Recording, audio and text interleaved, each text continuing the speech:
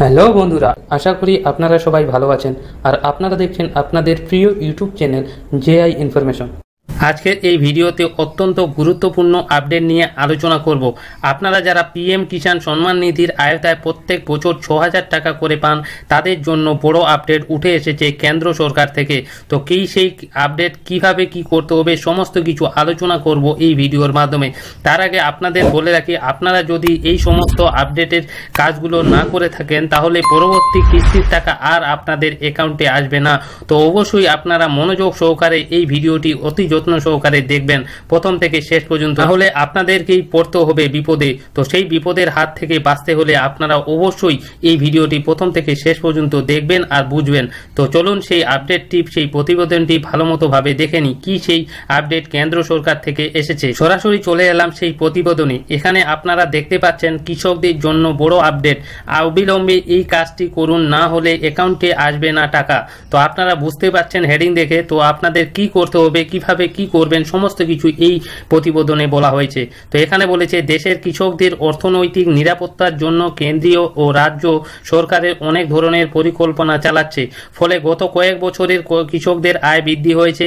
এর মধ্যে ভারত সরকারের পিএম কিষাণ সম্মান নিধি যোজনা নামে একটি চমৎকার প্রকল্প রয়েছে। এই প্রকল্পের আওতায় দেশে দরিদ্র ও প্রান্তিক কৃষকরা অনেক সুবিধা পাচ্ছেন। এই প্রকল্পের উদ্দেশ্য হলো চাষের খরচ কমানো এবং দেশের ক্ষুদ্র ও প্রান্তিক কৃষকদের আর্থিক সহায়তা প্রদানের মাধ্যমে উৎপাদন ক্ষমতা বৃদ্ধি করা। তো এরপরে বলেছে, প্রধানমন্ত্রী কিষাণ সম্মান নিধি প্রকল্পের বিষয়ে বড় আপডেট। কেন্দ্রীয় সরকারের সময়ে সময়ে প্রধানমন্ত্রী কিষাণ সম্মান নিধি যোজনা প্রকল্পের পরিবর্তন করে এটিকে আরও উন্নত করার চেষ্টা করে। বর্তমানে প্রধানমন্ত্রী কিষাণ যোজনা নিয়ে গুরুত্বপূর্ণ তথ্য প্রকাশ করা হয়েছে।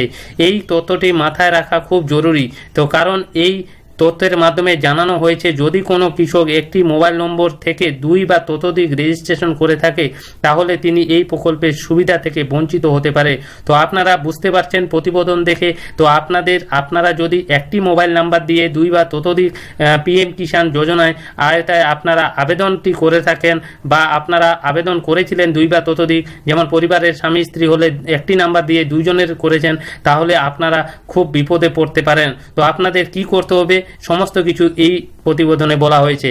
তো এরপরে জানিয়েছে, সরকার জানিয়েছে যে কৃষকরা একই মোবাইল নম্বর থেকে ২ বা ততোধিক বেশি রেজিস্ট্রেশন করে থাকলে তারা প্রধানমন্ত্রী কিষাণ যোজনায় সুবিধা পেতে পারবেন না।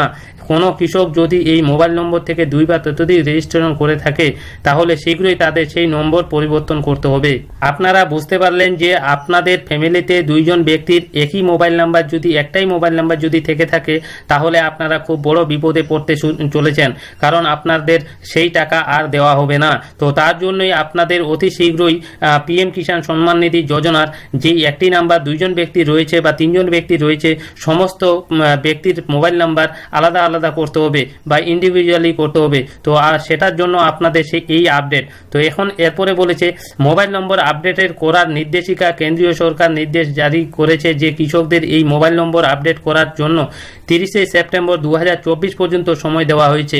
তো আপনারা বুঝতে পারলেন, আপনাদের এই সেপ্টেম্বর মাসের ৩০ তারিখ পর্যন্ত আপনারা এই মোবাইল নাম্বারটি আপডেট করাতে পারবেন। শেষ তারিখের আগে যেন তারা পোর্টালে হোম পেজে দেওয়া আপডেট মোবাইল নম্বর অপশনের মাধ্যমে ফোন নম্বর আপডেট করে থাকেন। এছাড়াও সিএসসি কেন্দ্র থেকে মোবাইল নম্বর আপডেট করাতে পারেন কৃষকরা, অন্যথায় আপনি অর্থ হারাবেন।